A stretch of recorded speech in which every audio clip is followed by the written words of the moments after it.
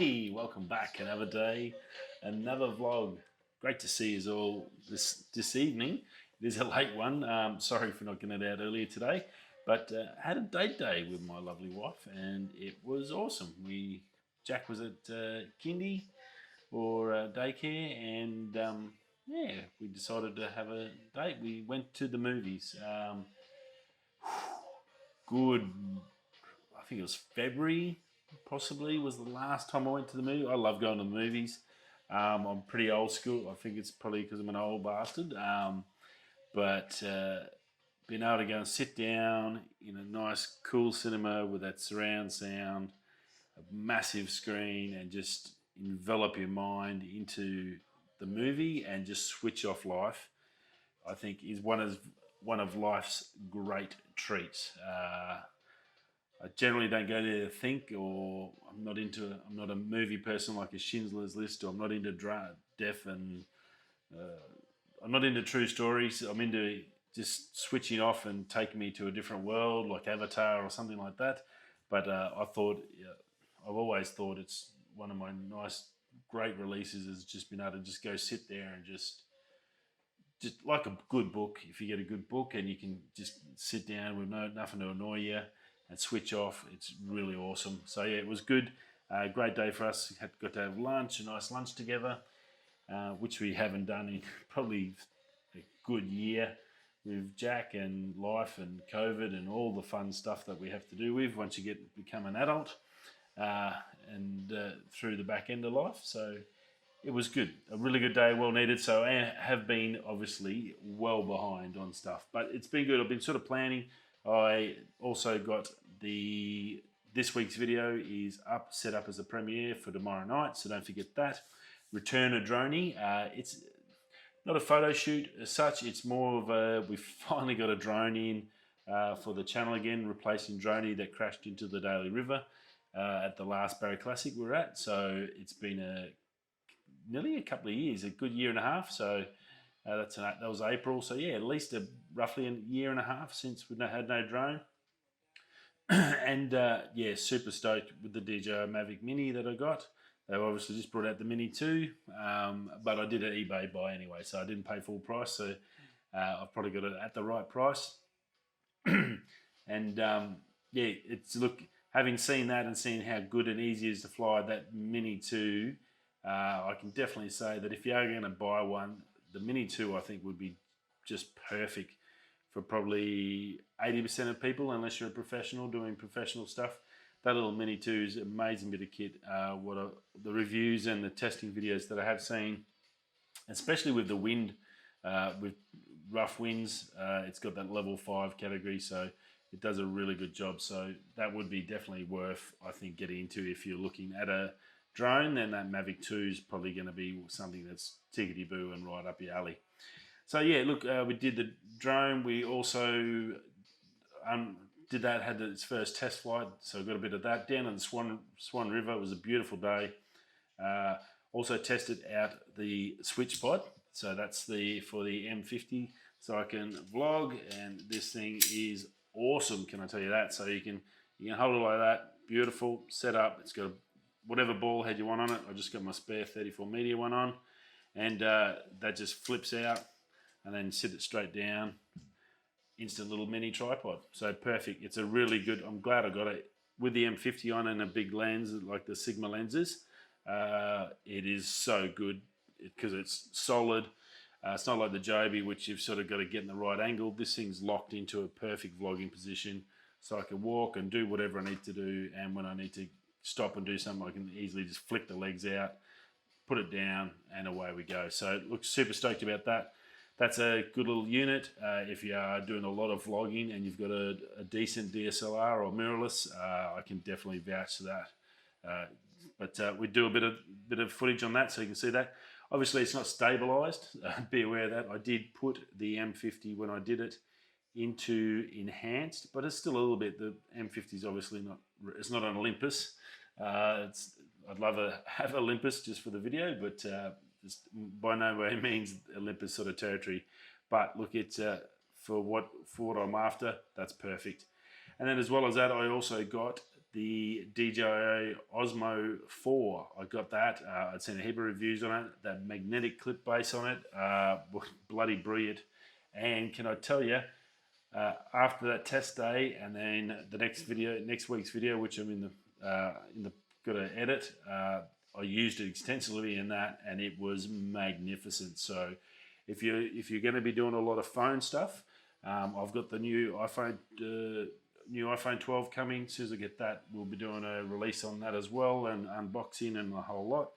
That will be going with the Osmo 4, and look, it with the iPhone 10 just come up amazing. The footage I got with that just blew my socks off. I didn't think you could get a gimbal and footage that easy. 4K footage out of an iPhone, fully stabilized, silky smooth on this thing that I can chuck in my pocket. Definitely worth checking out. So tomorrow night, 8:45, get along, see that. We also talk about ND filters for the Mavic Mini, and I think there was something else. No, I think that's it. But yeah, good. Heap of footage, me riding the bike with the Osmo 4, me walking around with this so you can sort of get an idea what you can do with it, and that's with the 16mm Sigma. And we also have the Mini, first flight of the new droney. So super stoked about that, and yeah, it's come up really, really well. Now tonight we're shooting on a new lens. If it looks Sigma-y, it is Sigma-y. This is the new channel lens. I've still got the 16mm. I haven't got rid of that. I don't really want to lose that. But this is a 18-35 Sigma art lens. So very excited about this. I got it cheap. It wasn't working 100%. I sent it off to Sigma in Melbourne at CRK Imaging, I think is the Sigma dealer for Australia. And I think under $500 for an art series 18-35. Wow. And look, I've taken a couple of little quick test photos, and I'm going to be shooting a video tomorrow with Benny. We're going to be going out tomorrow. Hopefully it's going to be wet and windy and rainy. We're going to be, I think we're going to shoot down to Point Perrin or see how we go in the morning. But looking forward to test that zoom capability, this art series glass, and see if I can see the difference between that. I'll have the 16mm. I'll see if I can get some comparisons side by side of that. But first glance, this thing looks pretty darn special, and I'm super chuffed that I took that gamble, and the gamble paid off. It was a gamble. It was a Grays Online gamble. And look, I thought it was no good when I got it, and it didn't work, and it was just a nightmare. And I'm like, oh no, righto, how much is this going to cost? It's going to basically go out to the price of a new one. Sent it off, got a quote back, they went through it, and they were really quick and efficient. It was awesome from them guys. They did a fantastic job. Come back, and it's arrived back this swing, and perfect. Magic, super happy. So awesome day for me in that regards. You sort of wonder, often wonder when you buy those things at an auction, like, oh, I don't know. Like it looked, outsides on a lens can look amazing, but with all the digital in it. And that's all it was. I think the PCB board went, so $190 for the full repair, and that was it. Perfect lens, magic. So basically got a brand new, best in class lens you can get, 18-35mm. So it makes it about, what's that, about a 27 to roughly a 50mm equivalent full frame for the M50. So that's just running on the Canon adapter, so it works out really, really well. So autofocus, everything working. You'll be able to hopefully check it now and see how that's going. It looks like it's coming up well on the screen, so fingers crossed that's good. So yeah, we've had a good week in regards to that. We do have a heap of unboxings and stuff coming up. They'll probably be next week. I've got to film all the footage over the next few days and get them done and dusted. And then we'll move into next week. And I'm a little bit ahead of schedule, but it is crazy time. With a few things that I have rocked up, I've got to get them sorted, and some exciting stuff. So, and today's news, got a little bit to go, so let's get into that. Now, electric cars. You know I'm a big fan of electric cars. Tesla, the Rivian. I'm watching that long road up with Ewan McGregor. They've got the Rivians in there. They've done an amazing job, and I'm super excited. I think they're actually going to do really well against the Teslas. I think they're underrated as a company and as a vehicle. To see what the boys have had to do with their electric Harleys riding from the southern tip of South America all the way up to LA. It's a 100-day trip. If you haven't seen it, even if you are not a motorbike fan or an electric car fan, The footage is epic and just amazing. The boys did just an amazing job. Just really, really great TV show. It's on Apple TV, so you can check it out there. There's weekly episodes they're pumping up. As I said, footage is just insane. If you're a bike fan, these are the first 2 electric Harleys ever built. Go watch it for that. If you're an electric truck fan, go watch these Rivians in action. See when they break, they do break. The boys fix them. They have issues like all cars, but these are the first 2 going through basically third world countries, and they survive. So really, really cool and great TV show. But look, electric cars, big fan, as I said. Well, some sad news in Australia, and I don't really know what they're thinking. We have fuel excise here, so it's basically a tax on top of petrol. So they sort of say, oh, that's there so we can pay to keep the roads funded and up to good nick. Unfortunately, what they've done is South Australia, New South Wales first, and South Australia both hid these little fine print writings. South Australia come out and put a big like $15 million announcement about we're going to install all these electric service stations in, so you can charge your car. And in the fine print of the same sort of chat they had in Parliament, they basically announced that they're going to be taxing all electric car users when they fill up, which is just bloody ridiculous. As it is, a Tesla's minimum $150,000 in Australia, so it's a super luxury car. It's going to be hard enough to get that price down so normal people like me and you can actually afford one of these nice electric vehicles, so we can actually help the environment, because there ain't no cheap options out there, unfortunately. Our car industry is just a schmozzle in Australia. We have no car industry. They're all gone, but still taxes get dumped on imported cars to go towards money to protect our car industry, which doesn't exist. So the government's been just dropped the ball big time, and it's a big scam, major scam. They obviously diverted that money into some other dodgy project. They're doing backhanded deals with their mates, usual corruption in politics. But now they come out with this when you need everyone to change to electric to save the planet, and you're going to start whacking taxes on them before they even like popular, or before they. I think the article said something about like it's crazy because we are not even if you're at the tipping point and you crossed over that tipping point where everyone had sort of changed to electric, which in a couple of countries they are. I think like Norway and Sweden are pretty much over that point, and there's probably 60 to 70% electric cars. They're all going that way. It's going to happen. Doesn't matter what you like or not like. Petrol cars are done for. It's all over. If you've just bought a new car, I would sort of put my money on it that that's going to be the last petrol car you ever own, because it's got to come. And in the next 10 years, Tesla's going to get that $25,000 car down, as long as the import prices aren't ridiculous.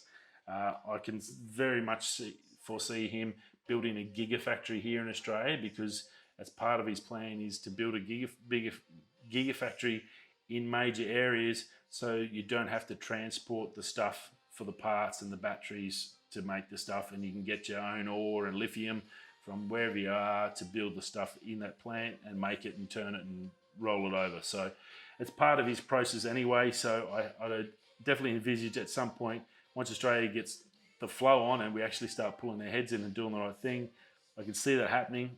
Once Rivian comes out with those utes, they're actually a good workman's ute. I can see them going well if we can actually pull our finger out and get the charging station set up, which would be a great government initiative, especially in these current times, instead of just building more roads that just get gridlocked and create more fumes to destroy the environment. But so look, very disappointing to see that. So it's New South Wales and South Australia both will be putting that same fuel excise tax for roads onto electric charge. So every time you go to charge, you're going to get a hit with extra cost. What that is, obviously unknowns, but yeah, very disappointing. Not very, very forward thinking, I don't think.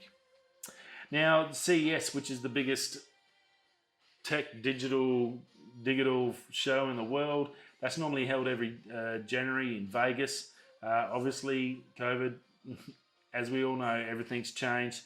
They've announced out, I got an email out from those guys that this year's will be the 11th to 14th, and it's going to be online. So fully online tech, digital, just insane. Now, the best thing about this is because it's normally just a massive show and so much to see and do, and just warehouse after warehouse to get through to see everything.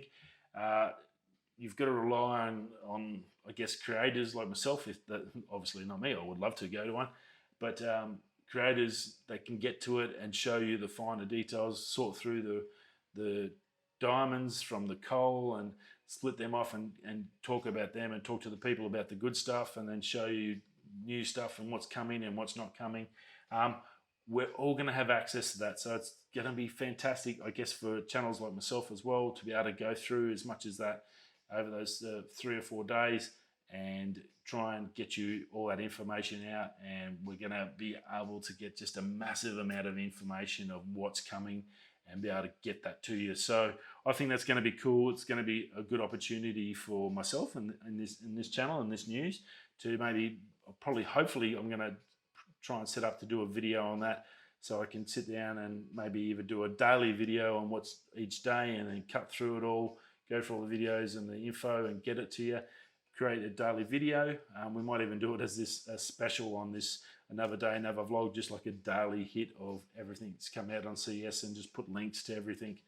I think something along those lines would probably work out well. It gives us a really good chance to get into stuff we don't know about and see what's coming as it happens, when it happens, and not miss out on anything fun. So very, very cool. The Rode Reel Comp, they announced the winners today.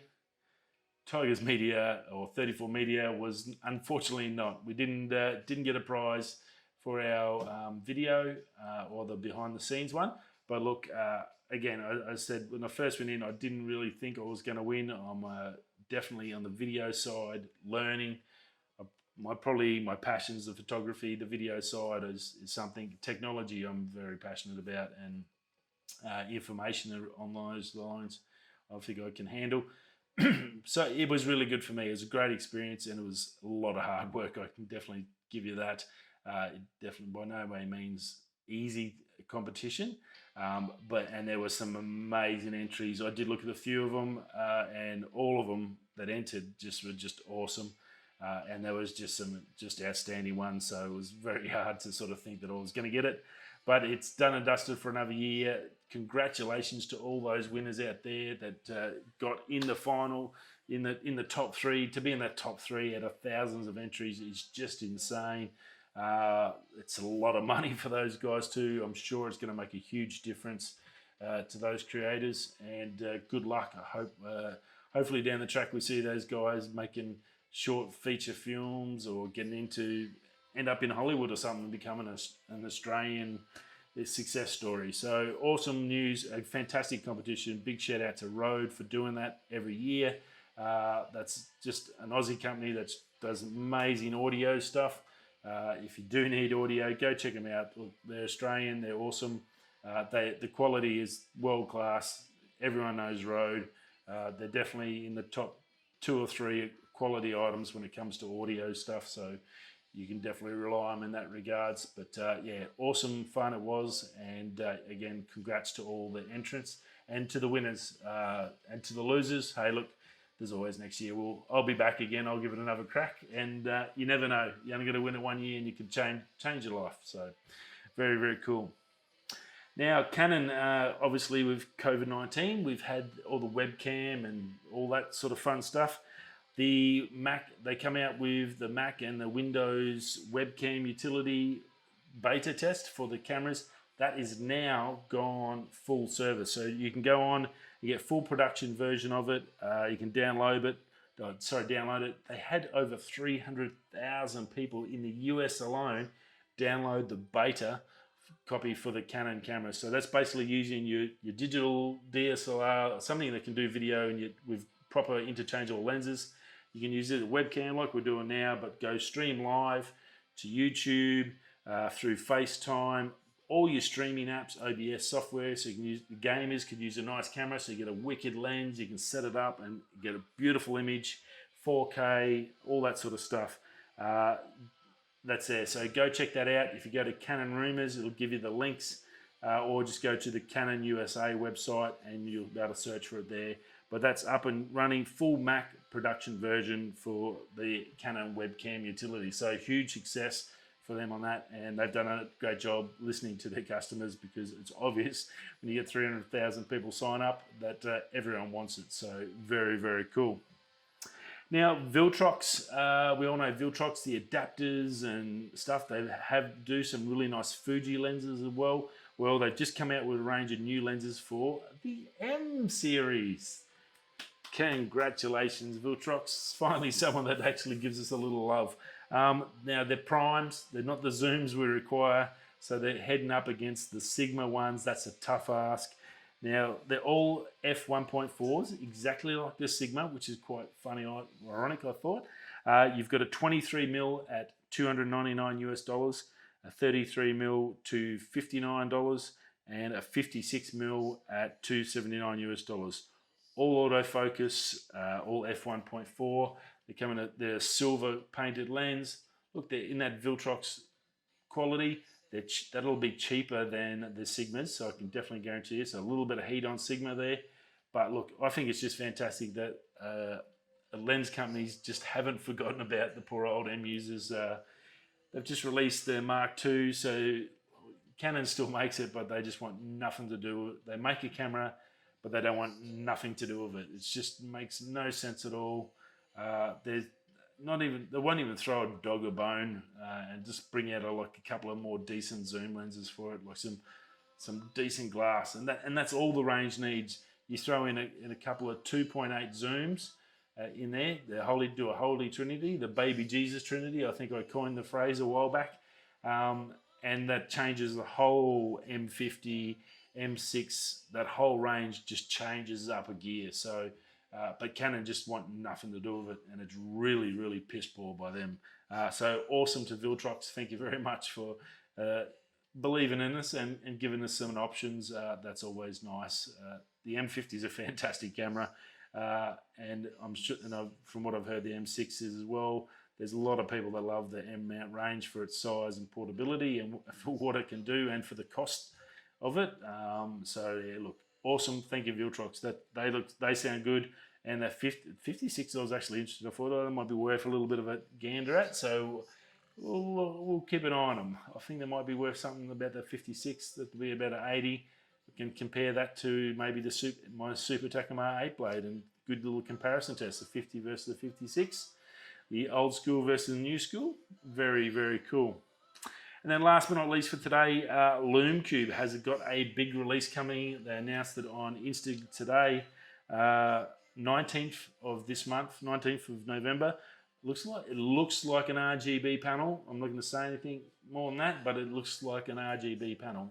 It's definitely RGB, and it looks a lot like their light panel that they have there. That's super, super popular. So that's going to be pretty interesting, but we'll definitely keep an eye on that 19th of 11th. I'll give you all the details on that bad boy. Now, they do awesome lighting. I've got my LumeCube that I take out. It's fully waterproof. I use it on all my shoots. It's super tiny little square cube. Dump it straight in my bag. Battery lasts good.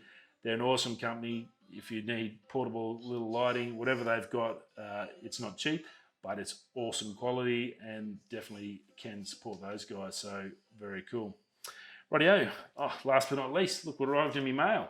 Straight from teespring.com. Don't forget, we got 10% off for November. A bit of merch. Need some socks? Get some 34 media socks. How good is that?